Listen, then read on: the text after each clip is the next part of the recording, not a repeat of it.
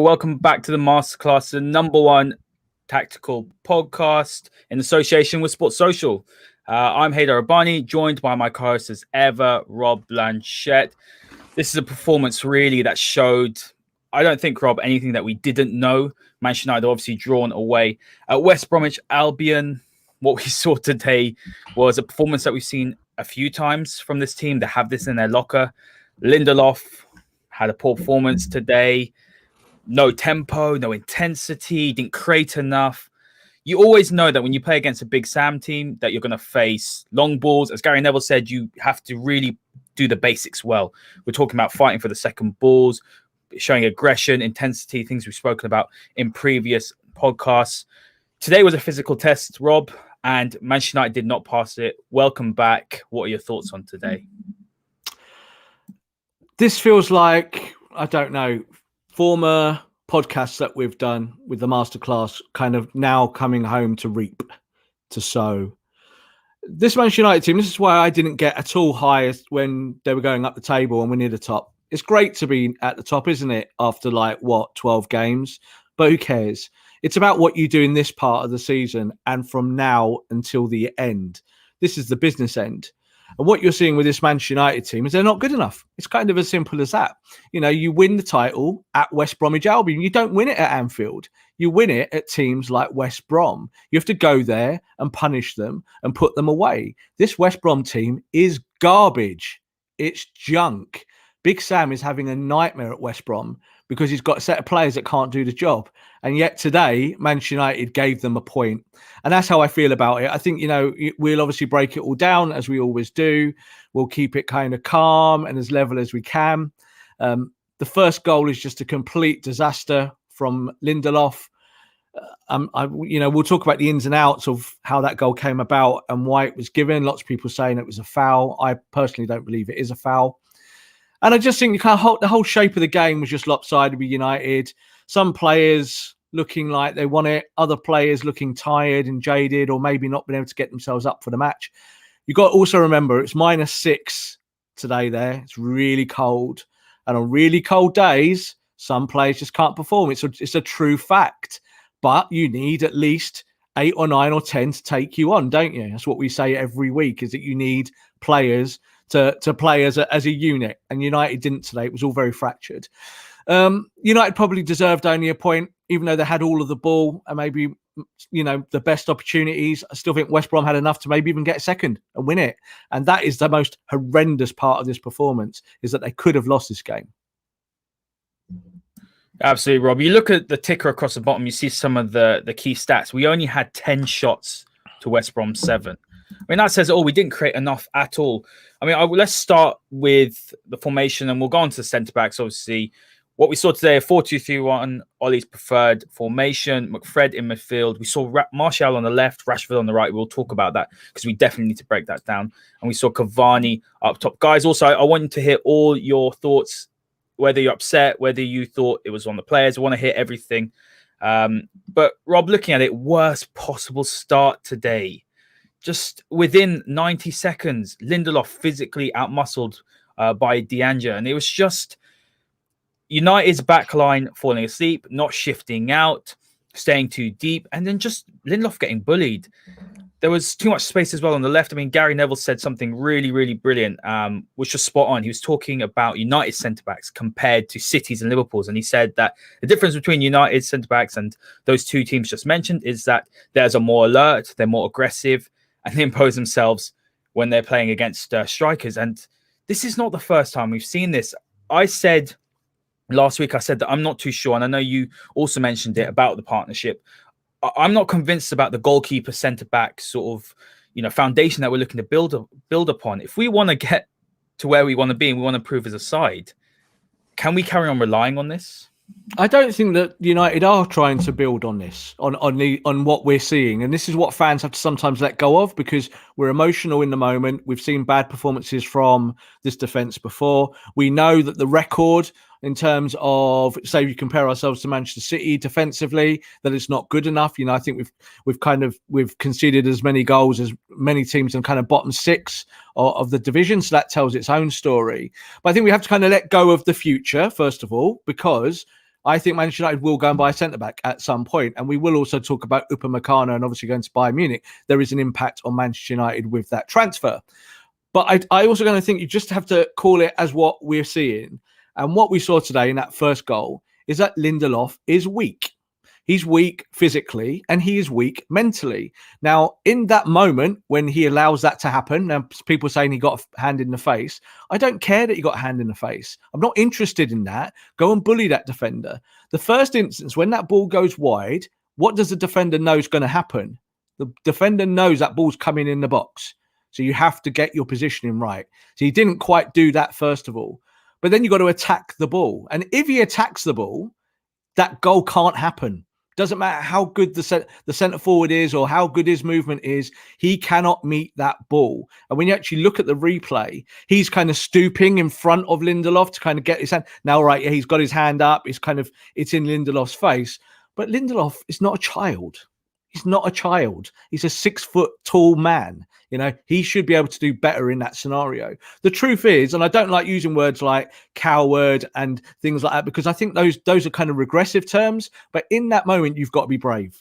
In that moment, you've got to just put your body on the line and say, yep, this bigger forward's going to go for the ball and I'm going to go for the ball and I'm going to do everything. It doesn't matter if it's the first minute or the last. That is the job. We see it with Lindelof all the time. He's easy pickings. He gets done in the channel. He's too slow. He makes bad decisions. He doesn't help Maguire in those scenarios. You see with Maguire with his positioning, they both then kind of play off each other and end up getting deeper and deeper and deeper and deeper. And then what happens? That affects De Gea. Then De Gea doesn't know whether to stick or twist. He doesn't know whether to go and help his centre-backs. Should I be going for the ball in the air? See, if De Gea knows these things in that moment, De Gea comes aggressively out for that ball. Or if you've got Henderson there, Henderson goes, my defenders are going to drop deep. I'm coming for that ball. But they don't ever know because they don't do it consistently. Sometimes they do it right and they hold the line, which is what they should have done there. And other times they get too deep. And that is all about being brave. And Ole said about this at the start of the game. Hold your line, hold your nerve and do your job. And in that first minute, they didn't do it. And it even happened in the second half. There were 2 or 3 times where they didn't hold their nerve. Maguire got done once with the centre forward on his back, and all he needs to do is kind of shepherd the ball to the left, and he falls over and asks for a free kick, and De Gea saves him with 2 really good stops. But it shouldn't come to that, Haider. It shouldn't come to these things. And it's the things we've seen all season. These are not new things. Even when we're winning, we're still seeing these things. So I think ultimately what it means is that new players will be brought in. United do need 1 or 2 extras. We know this. And they need to be in the key positions. They can't all be dream scenarios. They can't be dream signings like Sancho or someone who's 80, 90, 100 million. I know fans get turned on by that. You've just got to bring in the right player who does the job.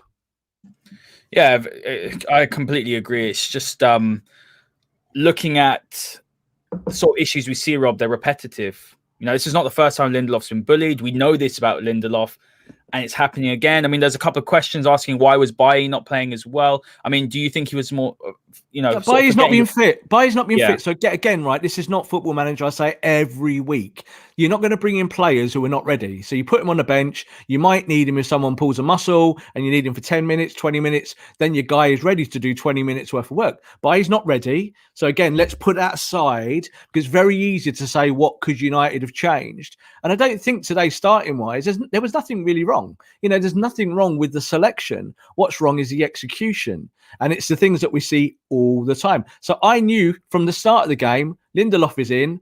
Lindelof is your only option today because that's where United are in their development. And it means that he'll probably get bullied. And I said at the start of the game, I was worried because this is the kind of game where the ball's in the air and De Gea is not high on confidence. And actually, he saved United today. He got United a point there in that moment, made 2 or 3 really important saves.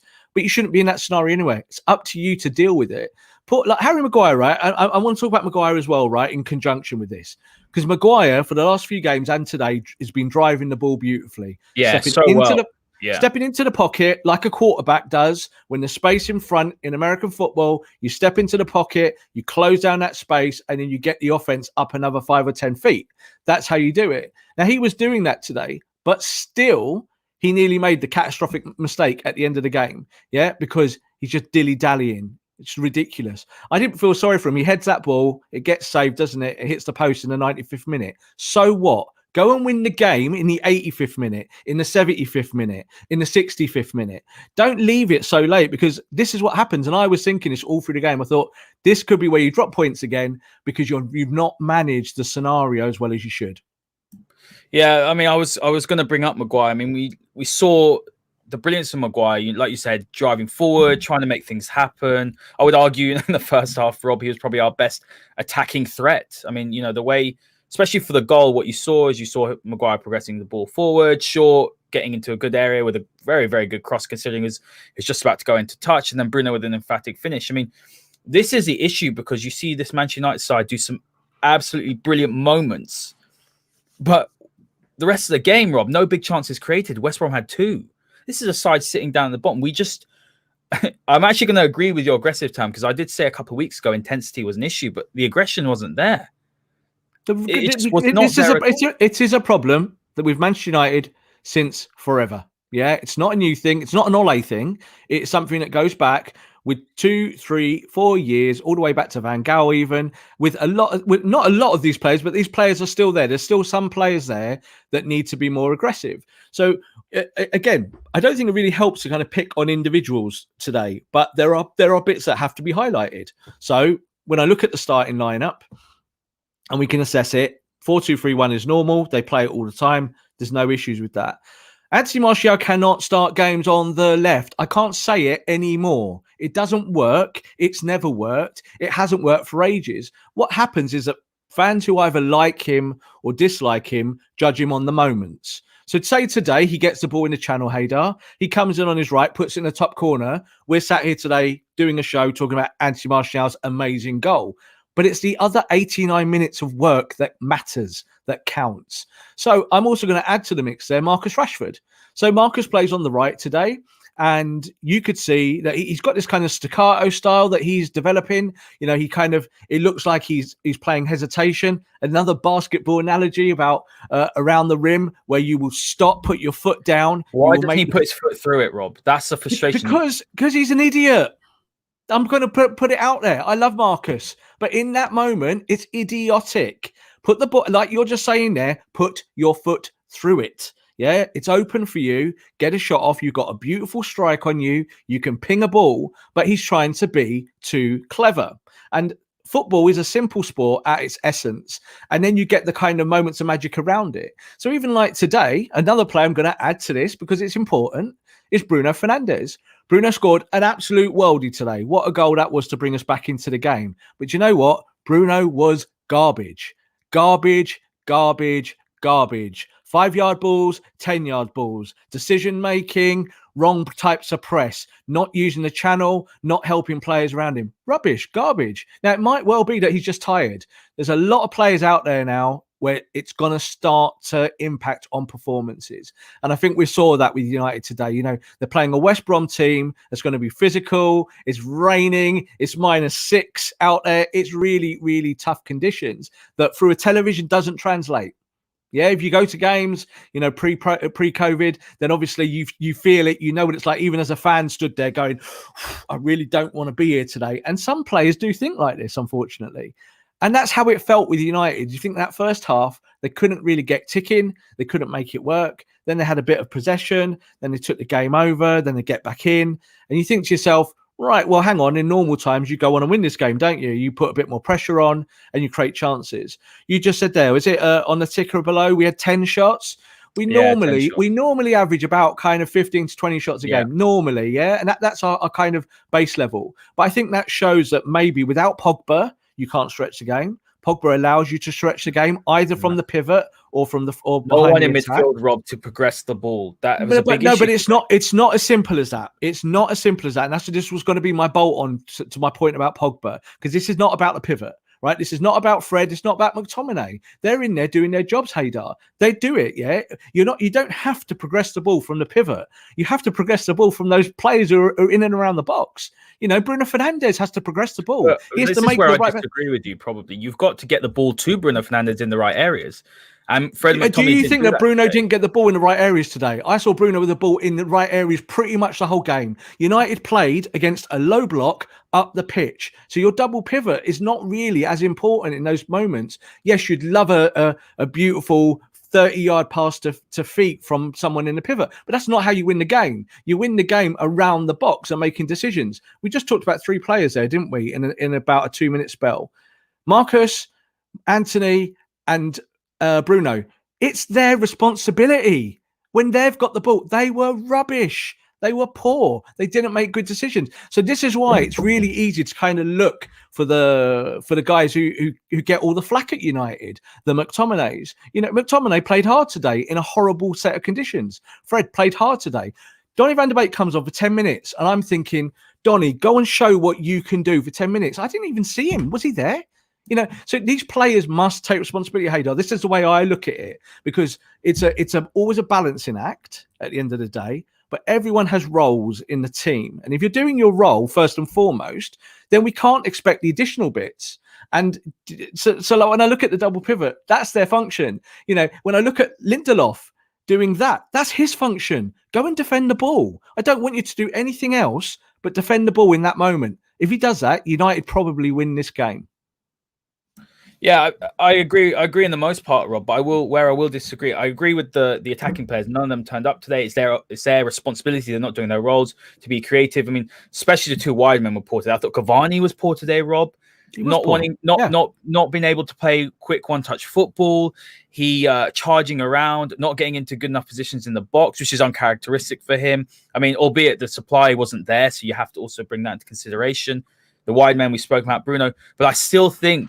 I'm not saying McFred were the problem today. They weren't, because of so many other issues, but they're not creative enough for me. I know your view of the double pivot, you know, do the basics, but you still got to have someone there that can break the lines and that can offer a bit more creativity from deep. And I don't think we had that today. I think United's deficiencies, especially over the past couple of weeks, we've now won 1 in 5, I believe, in the league, which is completely knocked us. We're back with the chasing pack. We've said this, Rob, that we aren't going to win the title. We knew that. But the point is now you've got other teams who can overtake us. We need to get out of this slump. But my problem today is efficiencies were really shown today. Our centre-back problems. I don't think De Gea was a problem today. Like you said, he saved us. McFred worked very, very hard. We needed their physicality, but again, not enough creativity for me in that deep position. Paul Pogba was missing. We knew that. We're seeing what life is going to be like without Paul Pogba, and that's a worry. Bruno Fernandes, poor today, minus the goal. The 2 wide men, poor. Martial, poor. I don't think he should have started. It should have been Mason on the right, Marcus on the left. I'm not liking Marcus on the right. I think I don't think he's comfortable there. Cavani up top, we expected that. It wasn't so much of a problem. But all these things, we're seeing the deficiencies. We're quite a long way away. I know you don't want to talk about the future, but we are. In reality, we're a top 4 side. Yeah, I don't like to talk about things that are either hypothetical in general when you're describing an actual game and what you see and why things worked and didn't work, because we can all do that. Like the best thing that everyone does on Twitter, isn't it, is I wouldn't have picked that team. It's a classic one. So you don't win a game, I wouldn't have picked that team. Well, that team got picked. So what did we see? What happened?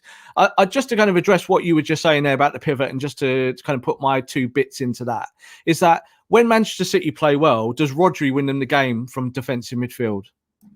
No, he doesn't. Right. So does Liverpool, did they win the title because Henderson wins them the game from defensive midfield? No, but No, they win it from the players, Haider, that get paid to go and win you the games. You know, they're the guys that go and do it. So you've got to go and do your function. Henderson does his job at Liverpool. He's not spectacular, but he allows the players in front of him to go and do the magic. That's how it works. This year, that's not worked because Henderson's not been in the midfield. Rodri's been injured at City at the start. They struggled. Rodri's now back. They'll be able to do those things in and around. You can't kind of leave the whole aspect of creativity on players that are not creative. You know, you don't always need a magician playing as a number 6. It doesn't work like that. How many teams play like that? Not many. There really isn't. You know, that's again, I think a fan projection about how they wish the game to be rather than what the game really is. So yes, I'd like a better defensive midfielder in there. Yes, you could, but you haven't got that today. So what happens? If your defensive midfield collapses today and you lose the game because of it, totally different. Because that's the function. The function's collapsed. Lindelof, his function is to defend. It collapsed. That conceded a goal. Today, the attack didn't tick. That's on them. That's really on them. United had like, how much percent did we have? I'm just looking at the percentage here now. We had, I think it was what, 76%. Right, we had 76% pretty much in their final third. Yeah, so that is nothing to do with Fred and McTominay. It's nothing to do with Shaw and Wan-Bissaka. They were kind of trying to get up and down. It's about your creative players. Bruno has to do more in these scenarios. And unfortunately for us, he's the guy who makes it tick. You know, if he's not ticking, United don't tick. Massive problem, that, Rob. It's a massive problem in futuristic sense, because if you don't fix it, then you don't go anywhere. Yeah, it's a massive problem today because you don't win the game. So fans feel it, it hurts, and everyone's got kind of spiky opinions about it. It's more important, Haider, that people just do their jobs. Do your job in a game, and you don't have to do any more than that. So Anthony Martial got pulled today. Again, Ole's trying to help him by playing him, giving him minutes, giving him time. It doesn't work. So you have to put him on his backside. You have to say, don't play. Or what you do is you make a braver decision, which is what you won't like. I know this, but you put Cavani on the bench because Cavani can't play multiple games in a row. He's old. He's getting older. And you play your number 9 as your number 9. And then what you do is you change it later. You say, Tony, it's not worked. Now I'm going to give Cavani 25, 30 minutes to go and win me the game. That is tactically a better ploy. And that's something I think with Ole that he kind of juggles with, because he wants to give players minutes. He wants to play Cavani as the number 9, but it's not the answer, is it? It's not the long-term answer. It only works if you actually win the game. And in retrospect, it probably wasn't a great decision. Rob, we've got quite a few comments here. Ura's got one here saying Ole must play Van der Beek. Now, something that I do want to pick up on. Hold on. Let me just hold on. Let me just talk about this point that I've noticed with this United team. Yeah, is that too many players want ball to feet. Not enough want to run it, create space instead of finding room. They all want ball to feet. Martial wants ball to feet. Marcus has got better at making off the ball runs, but ball to feet. Cavani makes off the shoulder runs, but didn't do enough today. Would Van der Beek have been someone, playing devil's advocate, would he have been someone who could have benefited United today? He had been someone who would be looking to pick up pockets, looking to make runs in behind. It's difficult when they're sitting so deep. But it's a very fair point, isn't it, Rob, that you look at this side, there isn't enough players that can or who are willing to make those off-the-ball runs. Yeah, but there's nowhere to run today. There's no channels. It's closed down. It's low block. So this is, again, we have to be careful about not slipping into cliche, because we want players to make runs, but there's nowhere to run. The 2 times that United got behind West Brom's defence and the ball got whipped in behind, the defenders, the attackers were all stationary. Yeah, so when United did get in behind and did have the runner, it didn't work. And that's because that's not the shape of the game. The shape of the game wasn't that. West Brom are going to let you have the ball 20 yards in front of their box, and they're going to sit. And that means, Haider, unfortunately, you have to play ball to feet. So you play ball to feet. That suits you. That's the kind of game that Bruno wants to play. That's how the more kind of ball passing players you could say want to do. They want ball to feet. And you have runners in games where the game is stretched. Would you say this game was stretched enough to have runners today? I wouldn't. I don't think there was nowhere to run. So what you have to do, Haider, is be good, but with the ball at your feet. 5-yard passes, play 1-2s, get into the box, which our and double score. Pivot is not, Rob. Yeah, but your double pivot doesn't do that, mate. They don't do that.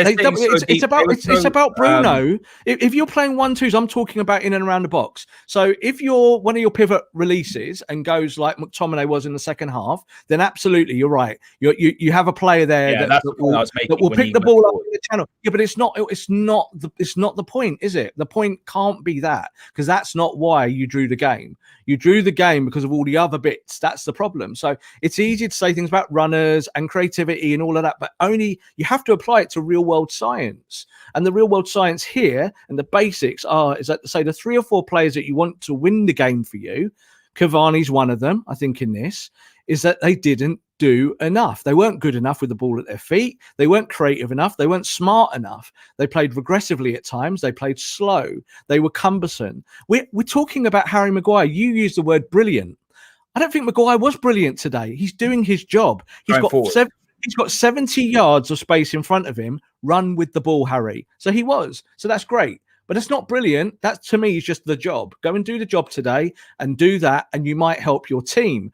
But we shouldn't be relying on Harry Maguire to be our driving force in attack, should we? That's crazy. So you've got to look at all these things and balance them. For me, Bruno Fernandes was shocking today. You know, it doesn't matter what his stats were or what he scored his goal. His goal was really, really good. He pulled us back into the game. Everything else he did was poor. Marcus was poor. Anthony Martial might as well have been at home. He did nothing.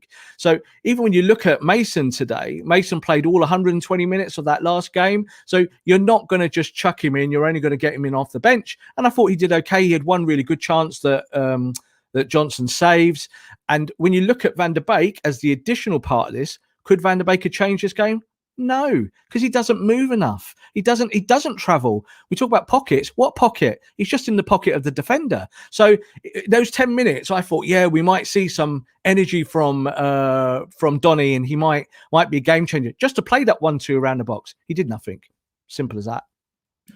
In response to Adspiracy, Maguire was awful. I was talking about in attack. He was the driving force in attack. He was United's best driving force going forward. He shouldn't be, should he?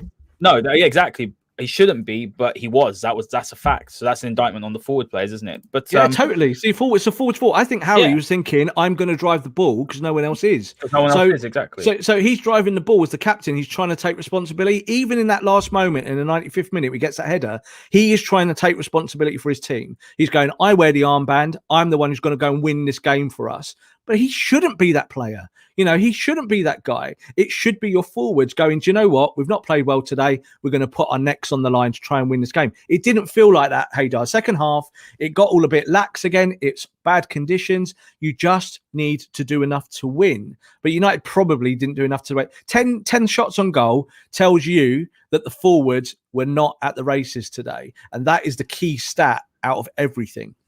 Yeah, and I don't agree. Lokesh has got a comment here saying if we took our chances in this game, there weren't any chances. We didn't create anything. No, yeah, we had no difficult. Big chances created. I don't think that, Rob, on today's performance, I don't think you can turn around and say, oh, we missed so many chances. Because I think that was a fair result. To be honest with you, they looked more dangerous than us, West Brom. Well, they could have won it. They could have won it all, really, to be honest. I mean, Rob, I want to address this question here from Gerard. Guys, get your questions in. We'll try and answer as many as possible. Thanks for all your comments. It's a really good engagement. Gerard's saying here, and we've had a few others as well. Jeffrey's asking the same question. Is there a mentality problem with our slow starts or coaching? I don't want to make excuses. I'm not. But as you said earlier at the beginning, Rob, the team's tired. Everyone's tired, by the way. It's not just Manchester United. We played twice a week. I mean, myself and Rob have been doing masterclasses twice a week since what? November, Rob? I'm not tired. I'm not saying I'm not tired, but I mean, what I'm trying to say is the amount of games. I'm talking about in relation to United. Is what I'm saying. Sometimes I am when I'm watching games like this, but I don't think it's to do with.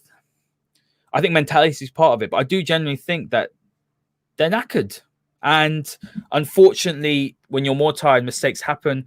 But also, I think a massive problem, Rob, is that this happens too much. It's not like it's a one-off game. I do think these are repetitive errors, and I'm not going to put this down to coaching because I don't think there was anything wrong with these are individual errors, and you have to put it down on the players, unfortunately, for me.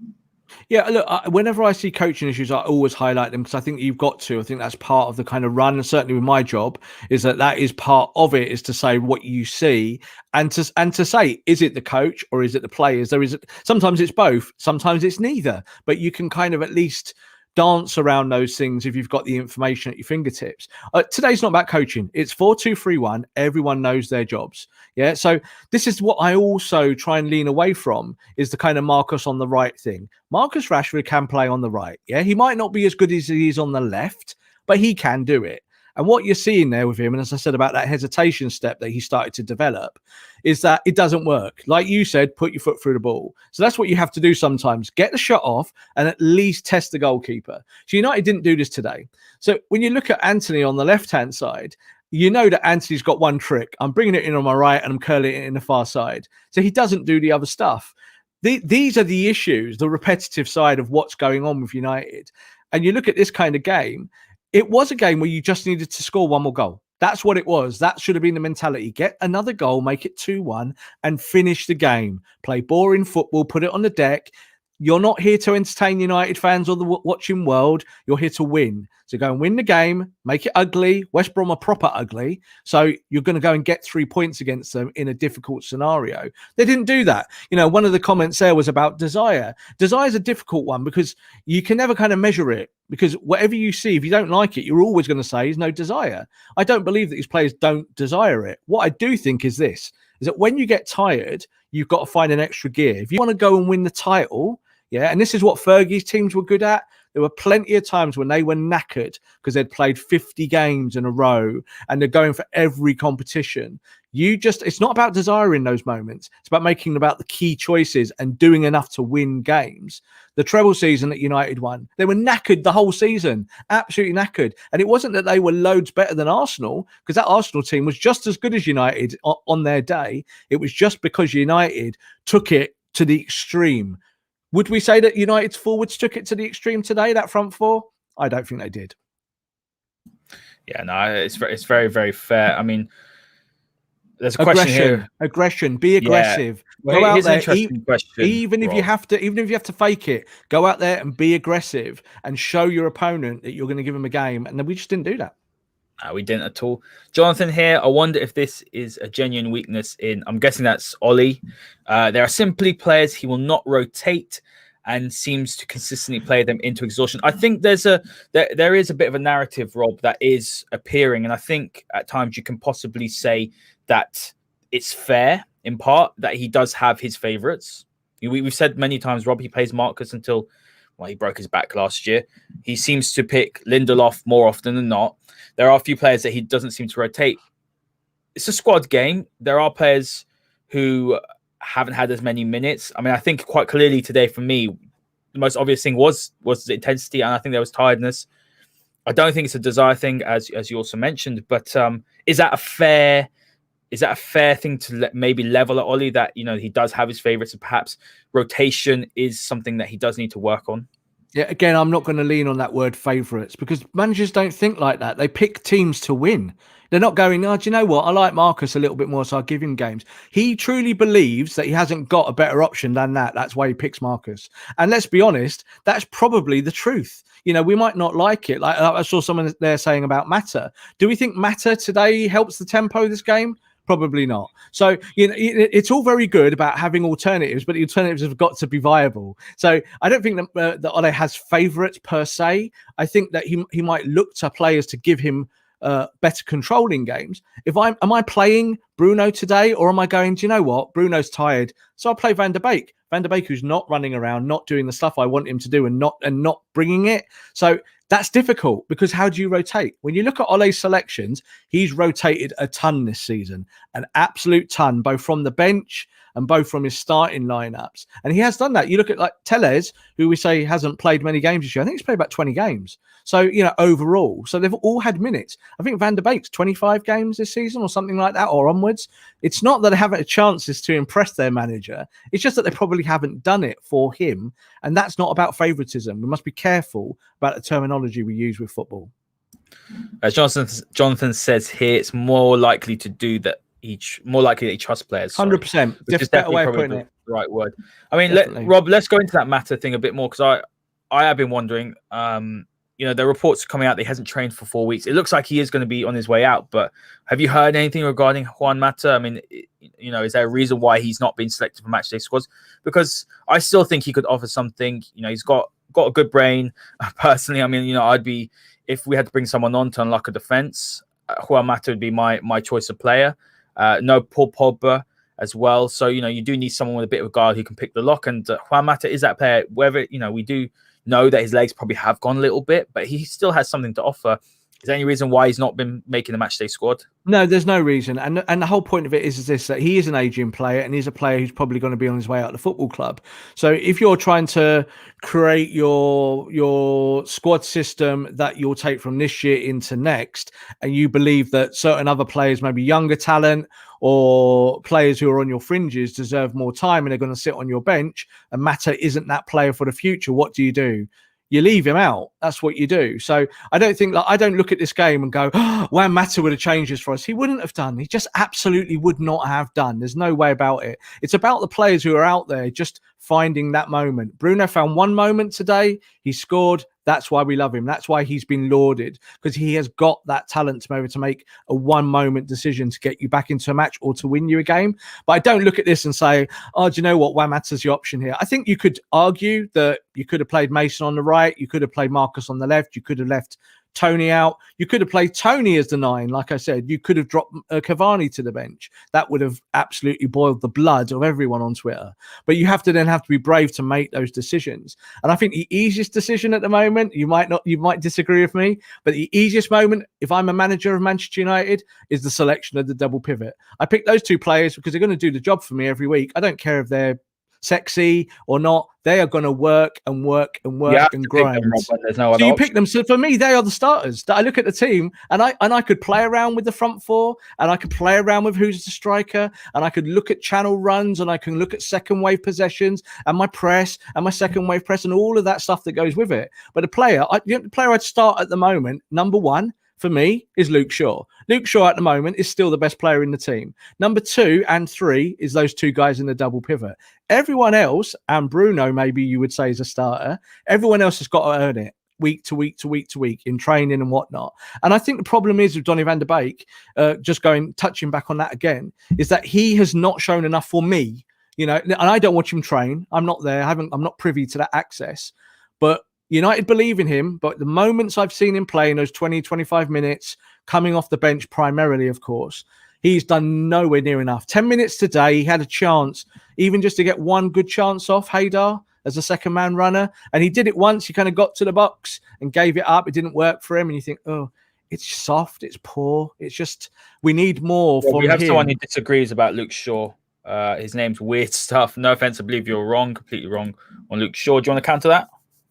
I'll just say that everyone is allowed to agree to disagree. I think Luke Shaw on form is the best left back in the Premier League. I think that's been reiterated by certainly more people than me. Everyone can have their own opinion on it. I think today Luke Shaw was aggressive. He was driving the ball still. And there was that time in the first half where he was the only player in the team with Maguire driving the ball. Yeah, he was the only one. He was the only one going, I'm going to go on the outside and I'm going to go on the inside. Now, he's a fullback. Yeah, that's his job. He has to do both and defend. And there was nothing about his game today that I thought, oh, actually, that looked off today. I think he's slowly but surely improved. He isn't the problem in this team, no doubt about it. Not at all. Absolutely not. And Rob, we've got a question here from Elusif saying, why not Van der Beek and McSauce in the double pivot? I mean, let's actually it. I mean, look, we didn't do a masterclass after the West Ham game. Van der Beek played. Van der Beek did not take his opportunity.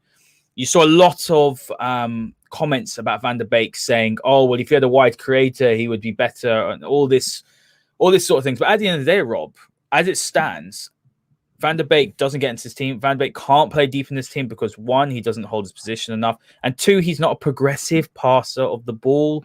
We've said this many, many times. He's not a Paul Pogba replacement. He's not someone that's going to pick a pass. We've said this many, many times. And also, I think why he's struggling when he comes in at number 10 is that Bruno Fernandes makes things happen, right? He's on the ball. He's creative. He drives forward with it. The whole system is built around him being the creative force. Van der Beek isn't someone who, like we said, is creative on the ball. He likes to peel wide. He likes to make these runs. When you take Bruno out the side, you bring Van der Beek in. They're not like for like. So the whole system essentially, I guess it kind of stalls when Van der Beek's playing. What were your thoughts on Van der Beek the other night? Just quickly to touch on it and explain why he isn't going to be starting and why right now, he's not going to play deep. I thought he was garbage in the FA Cup. And I mean that politely. Again, in those scenarios, go and take your chance. The team is shaped around you. Like you just said there, Bruno and Donny are not like for like replacements in terms of their stylistic qualities or what they can do on a football pitch. However, the roles are. if you're going to play that role, you better play it as well as the other guy in the team. Yeah, you better show that even if you're not as good as him, and I don't think Donny van der Beek is as good as Bruno Fernandes, of course not, but you've got to go and show that you've got some value. And what you're seeing in these games with Donny is that when he either plays as a front from the start or comes from the bench, he is a passenger. Now I don't think that he is like thinking, I don't want to play well today or anything like that. I don't think it's about passion or determination or any of those things. I just think that English football is a really hard sell for him. You've got to run in, like today, it's -6 in the pouring rain in the Midlands of England. It's not the nicest place to play. Now, let's be honest, the Netherlands is not particularly climatically any different to the UK, so that's not the issue. But on a day like today, you come on for 10 minutes, you better run like a dog. Yeah, this is England. You've got to run. You have to run. If you don't run, Bruno worked that out from day one, didn't he? I'm here. He worked hard in Portugal anyway, but I'm here and I'm going to run, and I'm going to run games, and I'm going to show you that I can do it from the press and also in possession and out of possession. I think Donny is a problem in possession, and I think he's a problem out of possession. Just to answer the question about the double pivot, we saw very early on in the season, and all our viewers can go back and watch the early masterclasses. They're all available here on YouTube. You can go back, and we talked about the games that Donny played in the pivot, and he was nothing short of a disaster in those games because he cannot cover the ground and he cannot show the aggression to do that job. Now, is he a better footballer than Scott McTominay? Yes. Is he probably a better footballer than Fred? Yes. Can he do what those two players do in the double pivot? No. So that's the answer, you see. The answer isn't about how good a player is. The answer is about what he can do for you positionally. And this is the issue with Donny van der Beek, I think, that's going to roll on and on and on, because it kind of feels a bit Mkhitaryan, doesn't it? Mkhitaryan... Kagawa was a really good example. Kagawa is a really good one. Totally. Kagawa came to United and essentially was a number 10. And I can remember watching the first 3 or 4 games at Old Trafford with him playing. And I was furious. And I was like, why is Fergie not giving him license to play as a number 10? And he played wide in a 4-4-2. He played in a 4-4-1-1 behind Rooney. He did all different things, but he didn't really play his role that he'd played at Dortmund. And what happened to Kagawa? So he couldn't cope in England either. So it does happen with players that even though they're good and they can do it in other countries, that when you come to England, there's a kind of buffer there. You kind of hit a wall constantly. Donny is a good footballer. There's no doubt about it. I really believe in him as a footballer, but he's got to get with the picture. He's not going to play in United's double pivot. I would never pick him in the double pivot. Rob, we've got a comment here. You change the formation to suit Donny. That's absolute nonsense, because then you're moving the most creative player, the one who scored the most goals from midfielder, the most assists, Bruno Fernandes. Why are you trying to accommodate for a player that's nowhere near as effective? Ajax wouldn't do that. Ajax wouldn't do that for Donny van der Beek. So why should Manchester United? It's nonsensical. Again, I think one of the comments on the commentary today was, it must be difficult for such a big signing to sit on the bench. Donny van der Beek costs 35 million. He is a normal signing. He's not a big signing. Yes, you want him to perform. Yes, you want him to integrate. Yes, you want him to impact. But it's not signing Paul Pogba for 80 million and put him on the bench. There's a difference. So I think sometimes people have to calm about that. I put the whole of the emphasis on the relationship between the manager and the player. It's like that relationship has to take the player to the next level. But the responsibility is Donny's. When he's on the pitch and he gets 10 minutes at West Brom, Donny, go and win the game, either with a pass or with some aggression or something beautiful in the moment that people can then kind of clap their hands at afterwards and say, you deserve more minutes. He doesn't deserve more minutes as it stands. Just a simple truth. And the comments saying, let's change the double pivot. There's no one to sit and play deep. That Ollie's got at the moment, he hasn't got a recognised defensive midfielder, or he has, but that's Matic, and he's finished as far as I'm concerned. Rob, he can't go and play you more than 1 game a week, and when he has played, he hasn't nowhere near hit the heights of the end of last season.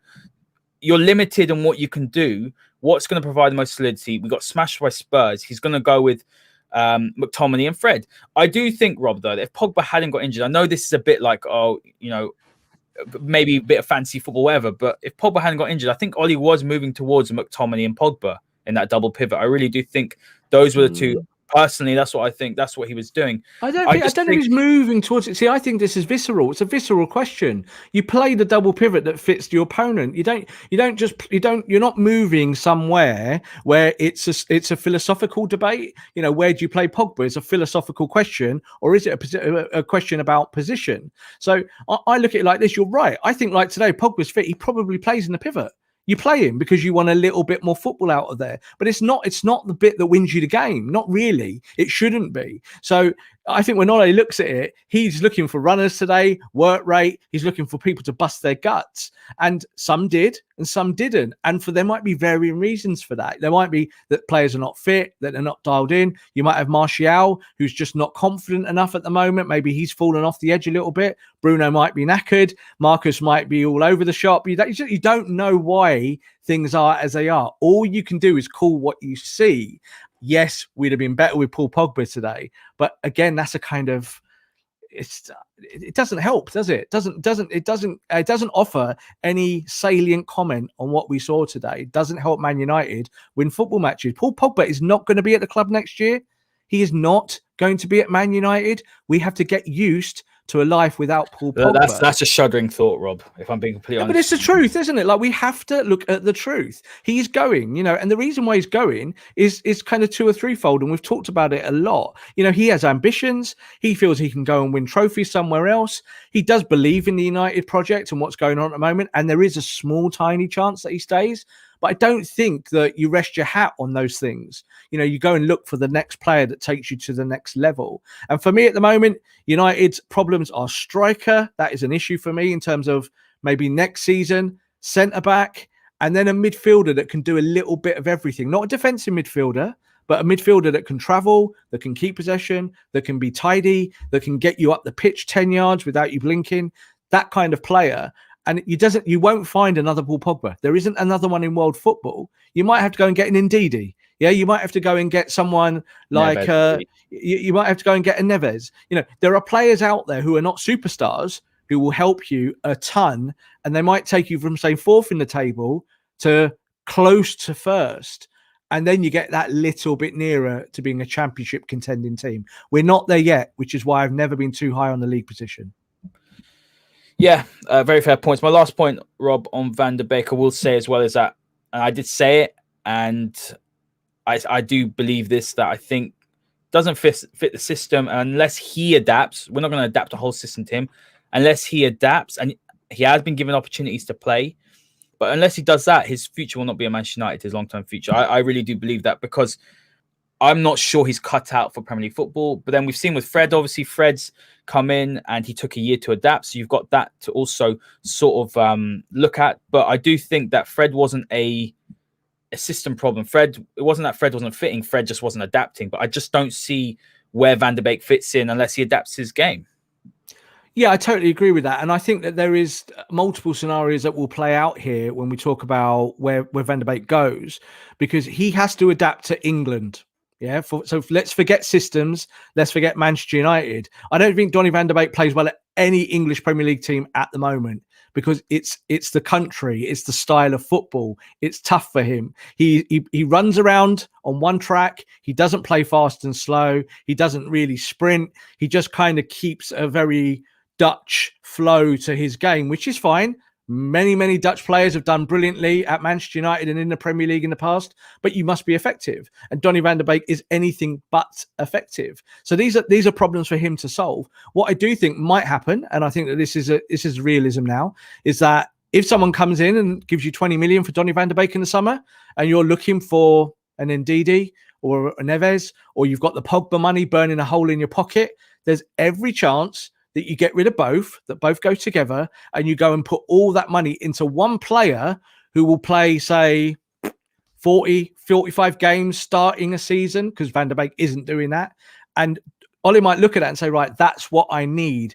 I don't need someone in my double pivot. I don't need a defensive midfielder. I just need a bloody midfielder who does the job, and we know that Pogba does when Pogba's clicking and he's doing all the things that we want him to do, all those Paul Pogba's things. But you can see that Donny, that's not the case. And I think the same with Juan Mata. Like, he's at the end of his time at Manchester United, and he's not good. He might give you a game where he takes you to a victory, and that would be great, but it's not the long-term solution. And Ole has to look at long-term solutions in the position, not just look for, say, fantasy football or look at devil's advocate. Devil's advocate will always tell you that another player would have done better. It doesn't help. Yeah, we'll move on from that topic, Rob, and we'll talk Upamecano before we go. Okay, we'll do that. Let's talk about Upamecano. Obviously, Bayern Munich have got a fantastic deal. Looks like 42.5 million euros. No surprises for me, Rob, if I'm being completely honest with you. We've seen the reports coming out. We've discussed it on the show before. We've seen the reports coming out over the last couple of weeks anyway, saying Manchester United's interest has shifted. We've discussed what sort of centre-backs United to be bringing in. Are you at all surprised that Upamecano has gone to Bayern Munich? And what do you expect United to do with the centre-back position? Because I think it's evidently clear now United have to buy at least one centre-back. I'm saying at least because I think, possibly you might need to go in and get a Ramos, let's say, with a Pau Torres, as we've spoken about before. Yeah. I said on this show, again, that Upamecano probably wasn't coming to Man United. I said it for months. So no surprise. Bayern were always the favourites, and the second favourites were Liverpool. If he was coming to England, he was going to Liverpool. Liverpool decided that they knew Upamecano wasn't coming to England, and what did they do on transfer deadline day? Oh, they went and bought a couple of centre-backs. So all of these things they're not secrets, but they're in our industry and in our domain. We hear about and we know what clubs are thinking. It's kind of simple. Manchester United do not believe that Upamecano was really coming to them at that point when we assess his buyout clause. And of course, now we do know the truth. So we know that he will be staying in Germany. What do United do next? Well, I think that the players, their performances will dictate what United do next. So I think Ole will be today on the bus going home, or on the train probably from West Brom up back to Manchester. And he will be thinking, what do I do with the problem that is Victor Lindelof? So I think that's how he thinks. And I think that is it's not message coming from the club, because that would sound like I'm lying or making it up. But it's quite common practice that United know that they need to strengthen their defence. Yeah, that's why they brought Tellers in the first instance. But this is why when you look at the centre-backs, they've been kind of jostling with the dilemma. Is it Tuanzebe? Is it going to be Lindelof? What do you do with Maguire? Well, I don't think Maguire is undroppable, but the first instance is that they will try and find someone that helps him. He's a problem for me, Rob. Well, this is the thing. He might well be the problem. But if you decide, Haider, to commit, you got to commit with it. You got to say to him, right, do you know what? He's on a big, long contract, and you're not going to get... let's say tomorrow you said, Harry, it's not working. See you later, mate. And then you go to the real world, and the real world says, well, you might get 40 million for him. That's bad business. So what you try and do is you try and make it work. So the first thing you do, of course, is you move Lindelof out. So that is, I think, the logical step. Lindelof's had good performances this season. He's not been as bad as he has been in previous times. I think he's recovered some of his confidence. But what you saw today is that as a core centre-back in the Premier League, he is not good enough. He's not physical enough. He's not quick enough. He doesn't make decisions. So what do? I do think we are coming closer to a scenario where Sergio Ramos joins Manchester United. So Sergio Ramos is going to be looking for a deal. Sergio Ramos is probably not going to get it at Real Madrid. There is talk that Real are working on it. They don't want to lose him. They would rather keep a generational centre back who is absolutely a darling of Los Blancos and all of the fans there, the Madristas who love him. And that would be a kind of happy ending. He kind of gets his deal and it's all great. However, Real Madrid are not in a good place themselves at the moment. So I think that Ramos will be happy to go and try something different. The Premier League is on his list. He's talked about it before many times. And Manchester United are on his list. So I think in this scenario, as it stands, Sergio Ramos doesn't fix you in your defence, but he does give you a Cavani option. He gives you someone who could come straight in and who's going to kind of brush it all off and just go, I don't need time to settle. I'm here. I've won everything. I've won Champions Leagues. I've won World Cups. I'm the Don. I'm here to win. And if you get a little bit of that, that then brings 3 or 4 other players on. You might look at Aaron and Aaron might go, I've got Sergio Ramos on the inside of me now. Or I've got maybe, Harry's closer to me. I don't have to worry about Lindelof anymore. So you might see that he goes on another level. All of these things help. Cavani helps the forwards, though he didn't today. And I do think that you might see that United's short-term answer to the defensive issue is Sergio Ramos. I think breathe, Haider. Yeah, look, what's the questions? Let's do it. We're here. My question for that I've been, sort of mulling in my head rather than questions from the listeners. More my questions to do with, I would love Ramos. I've said this many, many times, but the sort of the logic takes over, and you think, how are him and Maguire going to be as a partnership? I can't see us fixing any. I don't think we're fixing many of the problems. I think the same problems remain. But what Ramos will do is obviously an upgrade on Lindelof, the leadership, the winning mentality. He's still a player. Like anyone that doesn't think that needs to go and watch him play can still play. But I still think that you don't fix the problem at centre back. You've still got the pace issue. Matt Ramos isn't exactly rapid, and I just think building forward. If United were going to do Ramos plus, like we said before, Pau Torres, I completely understand that. But I'm not too sure that you're fixing the real problem. And it comes across, I think, as that United are just trying to plug the gap for a year, which is probably what they're trying to do, obviously, with the pandemic and the money situation. But sometimes you've got to plug the gap. That's what you have to do. That's why in this last transfer window, when United fans are up in arms about the signings and going, this doesn't work for me because we haven't got Jadon Sancho. Jadon Sancho would not have Manchester United at the top of the table this season. It's not true. He would have helped United, but that's not the real truth. The truth is that Cavani's the guy who's helped United get in that top 1 or 2. And he's a veteran and he's a short-term option. So sometimes you just have to kind of chip away. And I look at it like this. Sergio Ramos, for me, I'm not the biggest fan of his, being honest. I think that he's aggressive. He is a winner. He's proved it at Real Madrid, no doubt about that.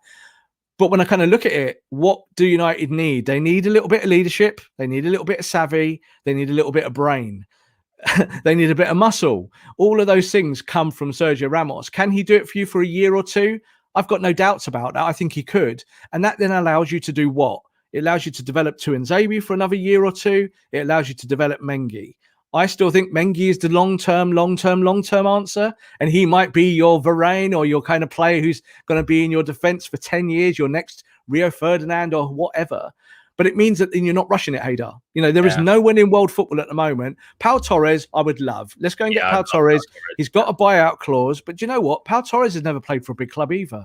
So there would be an adjustment period there. So I think when you look at the answers, there isn't that big £80 million centre-back out there. And the one that's probably at the top of everyone's list has just joined Bayern Munich. So because he's gone, you have to forget about him. You can't kind of cry and go, we didn't get Upamecano, even if he's great next season. You have to work with what you got. And I think that Ramos and Torres would take United on another level. I think those two players would take United to another level. And then you say the challenge is there then, isn't it, for the forwards to say, do you know what? We spent the money on the defence and you guys better go and keep scoring goals because if you don't, we're in trouble. If we get a forward, I think at the moment, I would rather have Haaland than Sancho. Though Sancho's form has dramatically improved recently. Yeah. Funnily enough, innit? Sancho now thinking about getting out of his football club has started to play really, really well. So it happens. I was shocked by about 20 million. I saw people saying, happens all the time, 20 million is nothing. That's a huge amount. In hindsight, United have done the right thing, not buying him last summer. Not many times we say United done the right thing. I mean, the money was just was too high, to be honest with you. I really like Jadon Sancho. I'd absolutely love him in the summer. But the way you're looking at it right now, I think Mason's had a nice resurgence on the right. He's looking more creative as well. He's added his crossing ability improved his game. He's cutting in nicely. He looks like he's bulked up. He's gonna be better. But I mean, it depends how you look at it, Rob. You might decide that actually next season you're going to move Mason to number 9. Then Sancho is definitely the right option. But if you're not going to do that, if it's too soon and Ollie doesn't think it's the right thing to do, Haaland is a one. I mean, I saw a couple of debates, about Harry Kane or Haaland. I think while I love Harry Kane, I think it would be a bad move for us. Not because he's a world class striker. He's the best striker in the league, but because I think if you're looking at longevity in the long term plan, Haaland gives you more. I would never say, I would never say no to Harry Kane if tomorrow the magic fairies around Old Trafford sprinkled some dust across and said, oh, Harry Kane's turning up at Man United for 150 million or whatever. Yeah, then you kind of go, oh, right, okay, let's give it a go. If I had a choice between Haaland and Kane, I'm picking Haaland every day of the week. Why? Because Harry Kane is made of paper. He gets injured 3 times a season. That would be the disaster for United, having to rotate because your primary striker has pulled yet another muscle, again, another week, and he's out 2 to 4 to 6 to 8 weeks. That's not what you want. I do think Harry Kane's a great player. I think he's the archetypal modern false 9. He can play as the 9, he can drop, he can join, he gets assists now, which is what he's added to his game. Be a phenomenal signing. But hey, if you put all the budget on Harry Kane, 100 million plus, you can bet that you're not signing players that you really need. So that is the issue. And then you might get a Harry Kane and a Ramos. That might be how you balance it out because you're not paying a fee for Ramos. But that would be regressive. You've got to find a way now of keep upgrading, but you've got to upgrade sensibly and with some decorum. You have to say, well, we want to improve, but we don't want to be stupid. We don't want to do what we did with Mourinho and with Van Gaal, giving them lots of players that essentially we didn't probably need at that point. I wrote an article when Van Gaal was at the football club, and I supported his signings, just like every United fan probably did. And I said there at the time that we had a championship winning squad in situ. It was just about finding the 2 or 3 or 4 signings that kind of get you back there. And what happened was that the 2 or 3 or 4 signings that Van Gaal made those players worse. And that was the truth. So that was why we kind of hit a wall with Van Gaal. And I think with Mourinho, it's the same thing. He was looking for superstars. He didn't really get them. We got what was it, Ibrahimovic for a year. Pogba and him didn't really work as a duo, as we see what flair players don't work very well under. You got Lindelof and Bailly. I'm not sure. You bought Lindelof, you bought Bailly. There's a lot of those. There's a lot of that remnants you see still at this football club that's still here. Some of it is here. And for Ole, the long-term question is, how long do I keep them, or are they the right players? So I kind of put my faith in them. So I think he's tried it. I think he's done it with Lindelof and Bailly. I think Bailly will probably stay. But if you buy Torres and you buy Ramos, then you're much happier, aren't you, at selling Lindelof and Bailly at cut rates and just say, right, get rid, 15, 20 million out the football club. We've made a little bit of money back there. That is important. That 20 million from each player, we'll put it in the pocket. That pays some wages. And then you move forward. I think that's what will happen at United. I think that's where the next transfer windows will go. So that United will look for cornerstones a little bit more and take the play. They've learned from Bruno. They've looked at Bruno and they've gone, we need cornerstones of players who will come in and are not necessarily superstars. They don't have to be well known. They don't have to sell shirt numbers here on the back. What's important is that they actually play some good football. United have still got some players that don't actually do that. Yeah, spot on, Rob. There's a few names we're throwing around. Koundé is one. It seems like his release cost 90 million. So I'm not too sure. I mean, he's a fantastic player, but not to obviously be a little bit silly here, but he is about 5'10", so I'm not too sure how he'd work in the Premier League. It is a bit of a problem, but he's got the pace. You put him next to Maguire, it could be a nice partnership. Fabio Cannavaro was a top centre back, Rob, and he was about 5'9", wasn't he? So, and people are saying Fofana as well. Again, Fofana, Leicester scouting team is fantastic. I do think United, should have been looking at the Fofanas of the world because it was quite obvious the talent he had. But I think Leicester are. Yeah, they probably are. That's why we signed Diallo's and stuff and people like that. But you're looking at Fofana, Rob. He's going to be another £80 million player if you're trying to get him. But Rob, I want to finish with this question. So Green Devil's asking it, and then NZZ as well. I'll go with NZZ. But generally, how many funds will be available to Ollie to strengthen this summer? That's $1 million question. It's really, really tough. And the improvements needed are in key positions and need to be the right profile, not third or fourth choice. And Green Devil sort of couple that with that question, Rob, why are we always 3 or 4 signings away every summer? Because that's football. You're always, if you're not where you want to be, you're always signings away. So it can, sometimes you're really far away. And I think we realized that again when we ran the Van Gaal period and the Mourinho period, is that even though we were buying players, it was poor recruitment. So you're further away than you want to be. However, I think that cliche does apply to this team. I think if you get 2 or 3 of the right players in where you are today, a team that hasn't been defeated on the road for a year in the Premier League, that's a good statistic. You want to beat West Brom, of course, and you need 3 points. But that statistic is still a real world statistic that applies.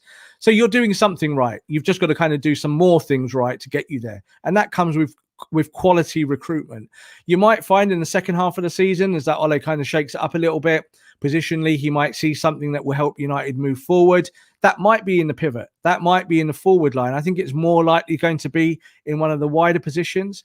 I think you got to stick with Bailly if he's fit. But I think the issue is that he's not fit. So that's a problem. So what happens? It defers to Lindelof, doesn't it? So Ole has some faith in those guys. But I'm telling you this, Ole will be having less and less and less faith in Lindelof as the weeks and months go on, because this title challenge has stalled because of kind of the same problems, the same issues that we've all talked about for a long time. I think United are, we can get those 3 signings. How much money is going to be made available? If United get in the Champions League, so we finish top 4 this season, Ole will be given money and time. If United come 5th, Ole won't be the manager next year. He'll be sacked. So I think that's the truth. That's where everything is balanced in terms of where we are in transfer markets. And I do think that there will be significant funds available to go and get players that make you better. And that's all we really need. We don't need to hear numbers of 300 million, 400 million, 500 million. United have tried all of that in the past. It's about signing the right players. If Diallo is the player that takes you on, but you're patient, then go and buy a Diallo. Go and buy someone like Ahmed and have faith and do it that way. Or do you see someone who kind of is a ready-made Bruno Fernandes, kind of mid-20s, ready to kind of take the league by storm, but maybe he's a bit of a sleeper hit in Europe or in South America? Then you might do that. Bruno didn't cost a lot of money, really, did he? We think about it. He's a kind of medium-sized signing, kind of £50 million package. It's not big money. It's money United can spend tomorrow, but you've got to spend it on the right player. Paul Pogba is going to leave the football club.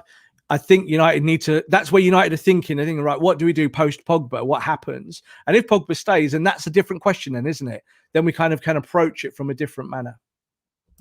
Yeah, spot on, Rob. Last word. Look, for me, today was disappointing. I can't lie. I think what we saw, though, is the deficiencies that we've seen from time and time again, same problems. And we need to get out of this. It's not so much a blip anymore. We haven't lost in these last, apart from the Sheffield United game, 1 loss in 5, but we need to get back to winning ways. Chelsea is starting to pick up points. Leicester, we're now level with them. City, look, they're going to win the league. They're heads and shoulders above every single team. We knew that. We both predicted at the beginning of the season. But United need to get back to winning form. Europa League on Thursday. Do United try and win that? Doesn't rock my boat, mate, if I'm being honest with you.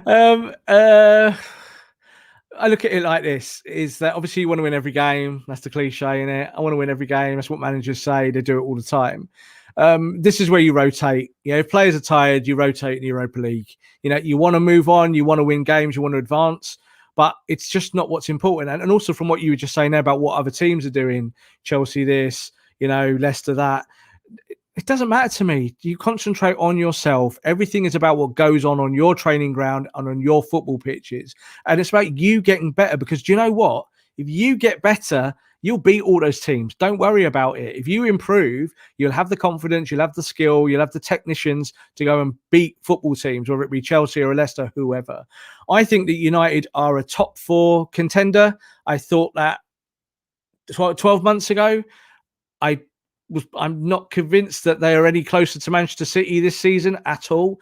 Can they keep pushing City? Yes, they can.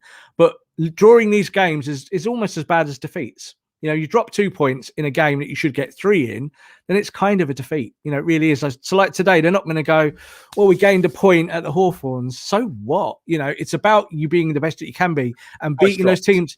Outside of the top 10, you have to beat everyone. I keep saying it. It's the same thing. Go to the Hawthorns, be aggressive, win the game 1-0, 2-0, 3-0, ugly. Doesn't have to be a classic. And you get the points. That's professionalism. And I think United just need to that's where the extra signings, that's where Sergio Ramos ain't going to the Hawthorns thinking, well, we'll get a point here and I'll feel great about myself. Is he? No, he's not. So you have to find the correct players that help you on. And it might well be that you get a stopgap Cavani type signing if you can't get a Sancho, if you can't get a Haaland, if you can't now get an Upamecano, if you lose a Paul Pogba and you can't replace him. So there's lots of questions to be asked that are yet to be really tangible. But I think United, it's still not the worst case scenario. They're still top 4. They're still pretty comfortable. And that's probably their level. So what I just want to see from United is just to turn the dial up a little bit, improve the performances a bit more, get victories and make them easy. Win games in the first 20, 30, 40 minutes. Don't be getting to the end of the game going, oh, Harry Maguire's header hit the post. What a great save that was by Johnson. Don't worry about that stuff. Go and do the job early, but be professional. And I think United just sometimes, they're a bit rabbit in headlights, aren't they? You know, in these kind of last gasp scenarios, they've been really good at getting points. I think it's 20 points from losing positions this season. And that's a great kind of stat, shows that you're resilient. 22 points now. But you can't do that week in, week out. You can't do that week in, week out. No, it's not sustainable, and eventually it'll come and bite you. And there's I can see the comments rolling here and lots of people asking questions.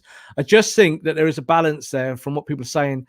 Youth is great, but you have to supplement and you have to have both. So you have to have good youth, good signings, and a good cohesion between all of those things. I think United's youth is phenomenal at the moment. I think when we look at what we've got, I'm high. I look at the guys like Mejbri. I look at kind of we looked at obviously with Diallo what he's done. Hugo, you know, we've talked about Shortire. We've talked about Ethan Led. There's plenty of talent. It's really, really good, and United are in a good place for that. But it doesn't solve your issue for the next game. The next game is Victor Lindelof. If you're playing, please don't mess up. You know, it's those kind of things. They're the questions that Ole will be having, those one-to-ones with players and then trying to fix it on the training ground. And we want to see more of it. I want to see more. I want to see actual progression and winning games in a more simplified manner.